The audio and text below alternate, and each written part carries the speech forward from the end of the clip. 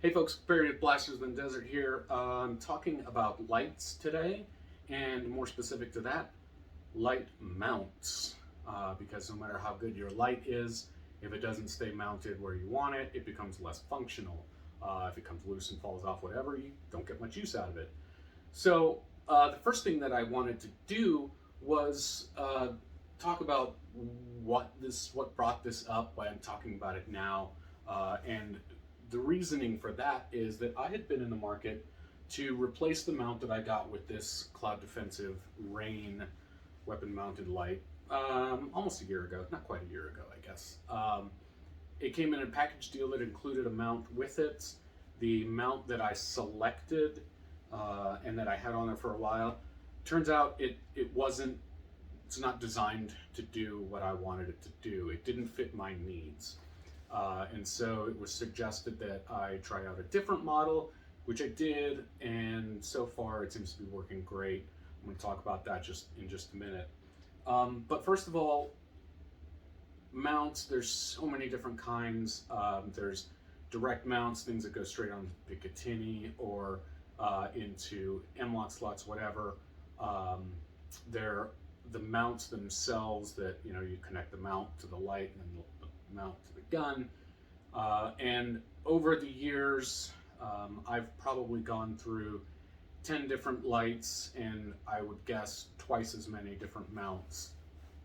Trying out different things, seeing what works for me, what got me the best advantage from both that light, the mount, the whole setup. So the first thing that I did was went to the safe, took out a couple of guns with different kind of mounts on them, and wanted to talk about what a couple of them are, what they do, why I chose them, and in some cases why I moved on. So let's take a look at them. All right, so basically, like I said, I got out a couple of my guns with different mounts on them, showing just a few different styles and options that are available out there. This first one here is a very simple, this is a Magpul Scout Mount M-Lock. This is polymer. Most that you'll find are going to be aluminum for the most part. Magpul, of course, makes really good polymer stuff, so I trust that. On this particular gun, I don't shoot a whole lot. I don't ask it to do too much. This isn't, a gun that I take out much for training or anything like that. So knowing that this may not be as strong or durable as the aluminum, whatever, this fits the particular need that I have for this. This is mounted on an old Streamlight and the Cloud Defensive LCS here. The second one here is actually, this is a proprietary mount made by Geisley, and I had to use this one because I put it on an old Geisley Mark II handguard. And this spacing here is a little weird. It's not quite M-lock. And so they sold this mount. I actually don't know if these are in production anymore. They may not be. They make this mount, and it comes in a couple of different heights, different sizes there. Mounts onto the handguard. It's, again, Scout style footprint, so you can put that right on there.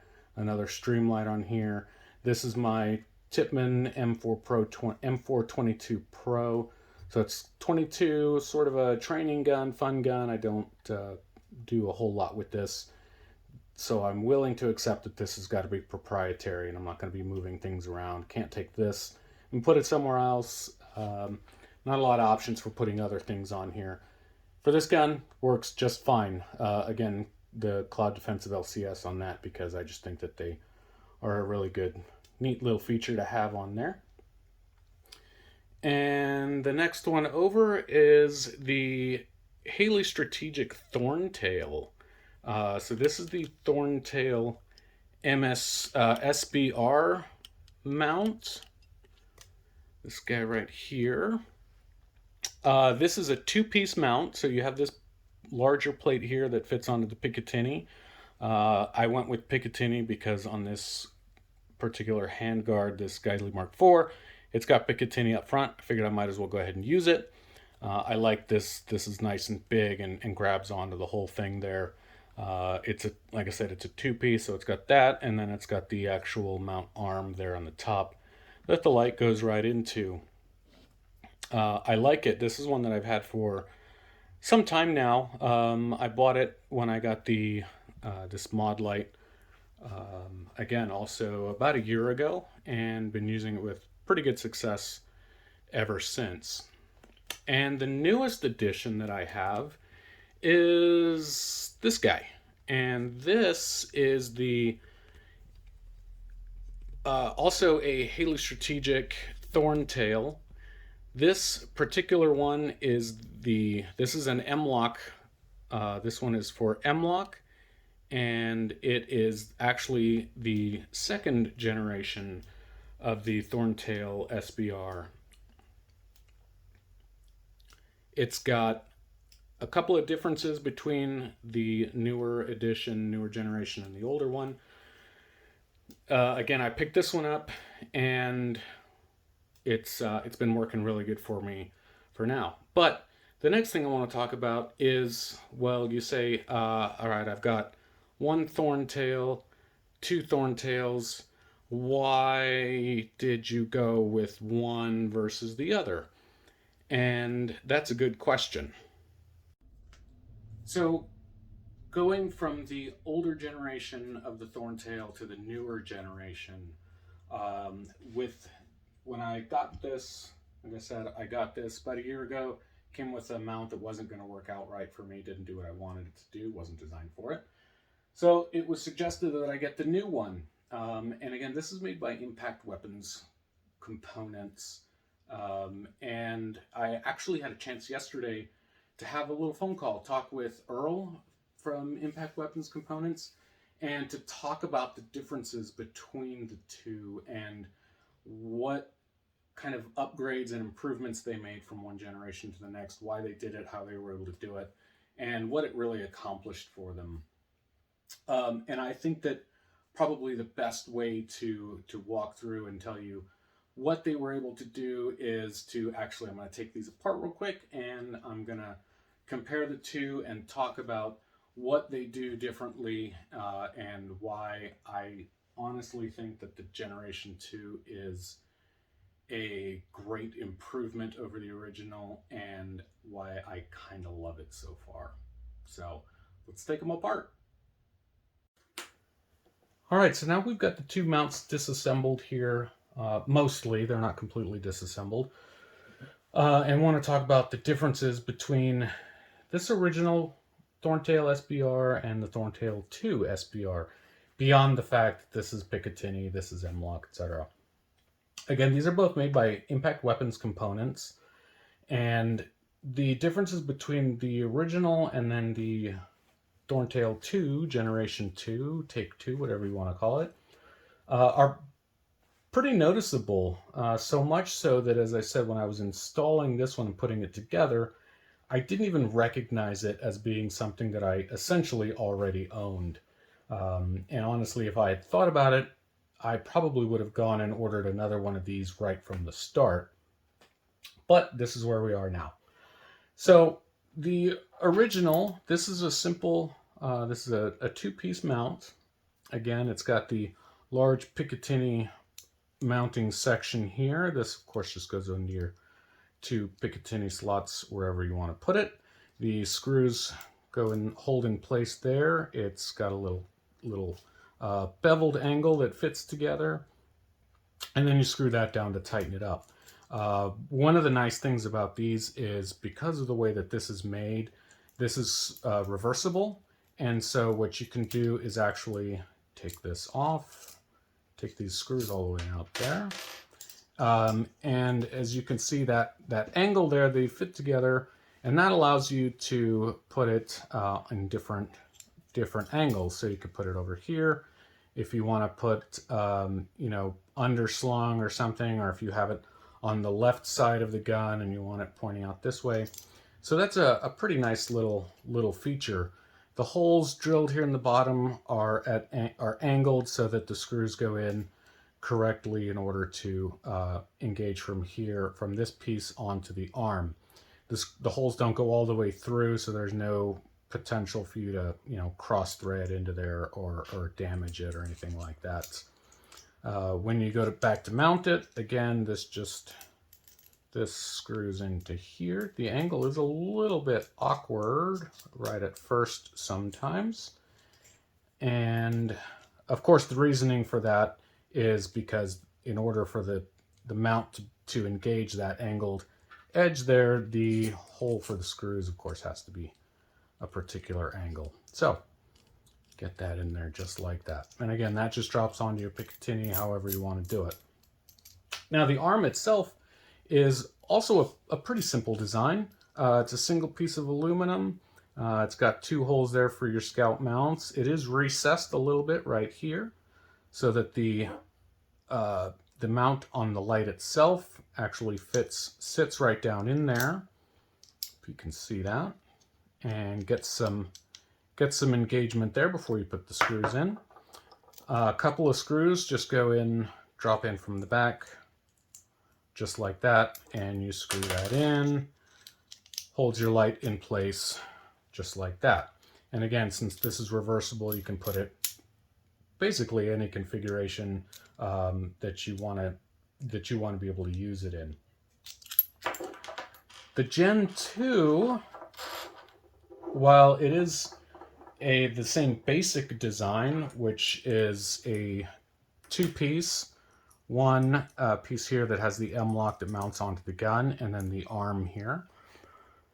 The difference that you can probably see right away is more in how the light attaches to it. In the Gen 1, again, just a single hole for each screw on the light itself. You might be able to tell that these screws are slightly oblong. That allows the screws to move just a little bit once the light's in here so that you can engage it just right. Once you tighten it down, there's not any, there's basically no movement of the screws there, so don't be concerned about that. On the Gen 2, you can see instead of just 2 holes here, what they've got is this whole channel cut into it. I know that it's going to be a little bit tough to see on the camera, but the channel itself is actually cut recessed. So there's the top layer, and then there's a void, and then there's the bottom of it. And what you do here is with this big round opening here in the center is you take your mounting screw, you drop it in like that, and then you move it back to the mounting slot there. And that is what allows the light to be held in place using multiple different positions here. So on the back here, right here, and right here, the mount has little kind of indentations on it. And what happens is the light, again with the Scout style mount and the lip on the bottom, can either catch right here to fit at that plane, or you can move it over to here, and what that does is shift the light sort of up a little bit. You can also mount it to the center or more towards the bottom, which is really nice. It just gives you some different options. I like that this is, has that milled out void on the inside there. What you do is once you've got the light in place there, you flip this over and you can see it's got 3 holes on for each screw. Now these correspond to those little shelves spacers on the other side. So when you've got the light in the position that you want, the screw will be accessible through the corresponding hole on the back here.